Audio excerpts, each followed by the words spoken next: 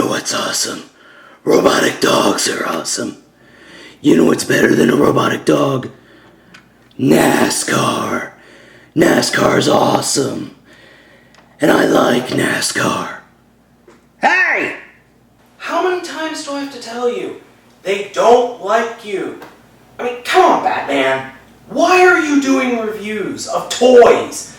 Don't you have crime to fight? I mean, we're in Baltimore. There's like 5 murders every minute. Shouldn't you be, I don't know, doing something about that?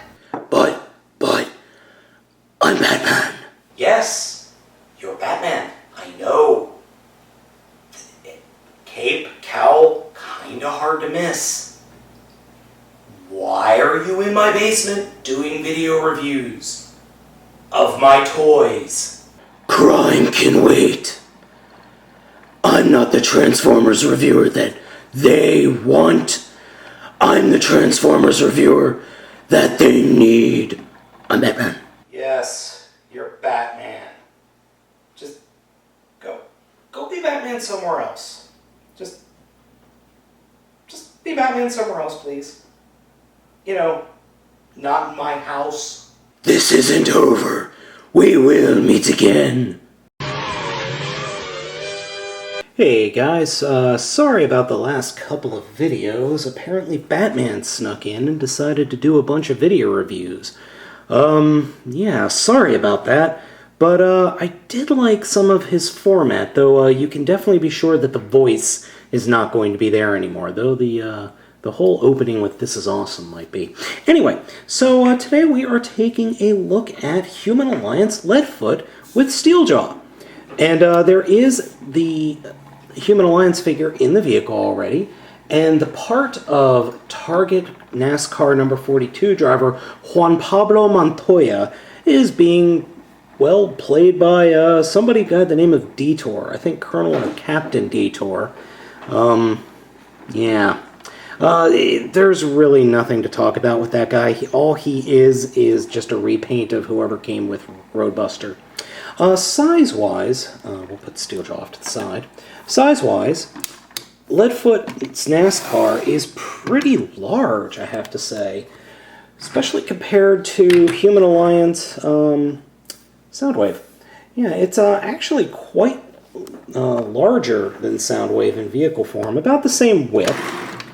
A little wider, actually. But that makes sense, considering a NASCAR vehicle is significantly larger than a Mercedes-Benz SLK. Now, even though I like this paint job, I really wish that the Roadbuster Human Alliance figure had the standard mode, while its deluxe class counterpart had the brute mode. It's nice that the Human Alliance figures are in the actual normal human mode.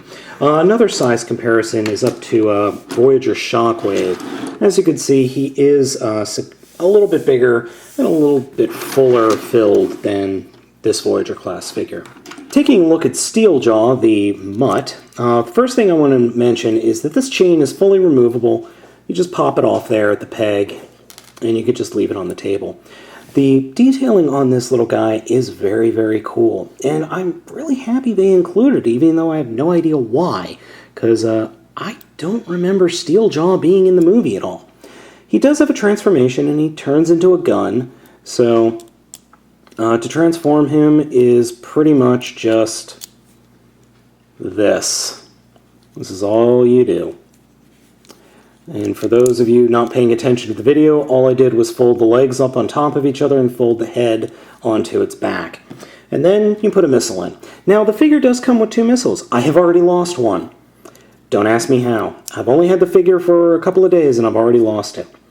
So what you get is you have a missile-firing shoulder mount here, and the trigger for the mount is right here.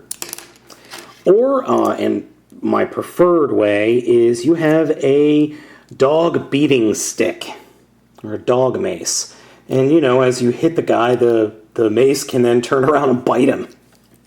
Which, I prefer that idea as opposed to the shoulder-mounted launcher, and I just shot myself in the face. Okay then, moving on. Ow! Ow! at that. Anyway, so here's the robot mode for Leadfoot. And from the front, it doesn't look too bad. But, well... yeah. Okay, where to begin? First of all, before we get into that, I mistransformed Steeljaw here. You're supposed to put his paws out like that and make him act kind of like a giant dog bow and arrow. The other thing is that he doesn't actually plug into the hands. You can plug him into the hands or here on the side, but at the very top back of the shoulder, you've got the rear of the vehicle. He actually plugs in here, oddly enough, and it makes the figure too top-heavy to stand. Now, the transformation alone is rather complicated. It's as complicated, if not more complicated, than Roadbuster. But Roadbusters results in a robot that, even though I'm not a huge fan of, is obviously a robot and has some cohesion to it. Leadfoot, on the other hand, looks like a mess of just parts. It's completely hollow on the inside and has trouble standing. In fact,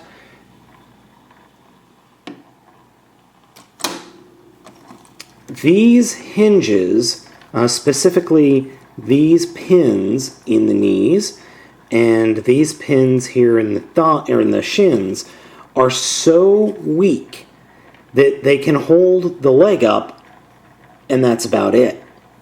Which is a real shame. Like Roadbuster, he has the inability to, turn his wrist at all, but I can forgive that if not for the fact that the figure itself is just incredibly ugly. These colors don't work at all. I mean, you've got the red, the black, and the white. Those work. And then you've got random silver here, this weird tan, and the weird green and beige, and none of it works. None of these colors work. The face is okay. It's supposed to be a beard, but I don't think it's well realized. It's much better in the picture of the figure or the character from the movie. He does have a visor gimmick like Roadbuster. And there's without the visor, and there's with the visor. Out with. I prefer the visor to be left on. Poseability-wise, well, because of the hinges, he can't really pose all that much, but he's got up and down movement there, part of the transformation, in and out movement there. He's got a ball joint here that swivels, but because of the doors is pretty much stuck. And then he's got an almost 90-degree bend at the elbow, and his hands can close. Legs, I'm assuming these are supposed to be ratchet joints, but they're just swivel. Then you've got swivel joints up here, but that's blocked by the kibble from the car mode. And then you've got bending joints, and then the feet can bend a little bit. Overall, this is not a good figure at all. But just be sure to having all my bases covered, I want to give you guys a size comparison. So we've got Leadfoot, Roadbuster, and Soundwave. And just to let you know, Soundwave is still the shortest.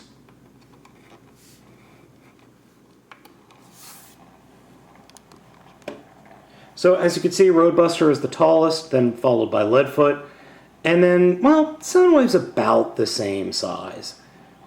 Now, I don't mind the fact that he's smaller, but Soundwave is a vastly better figure. Leadfoot is just multiple different kinds of bad. I mean, there are people that like him. Plenty of people out there are going to like this guy. I just can't say I like him all that much. What makes it even worse is the human gimmick. Now, yes, you could have the humans sitting here, but that really wouldn't do anything. No, the human actually can sit right inside his stomach. And then the human is supposed to stand right here.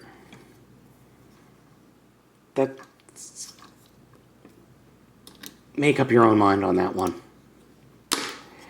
So, would I recommend picking this figure up? No. No, I would not. I'm really disappointed. This being a Target exclusive, I couldn't even find him in any of the 4 Targets in my area. Heck, I was even in Virginia and Washington, D.C., and I couldn't find him at any of the Targets. I had to pick him up online, and I regret my purchase. Will wholeheartedly regret my purchase. This is a figure that you should not have in your collection, and this is a figure that kind of sorry that it exists.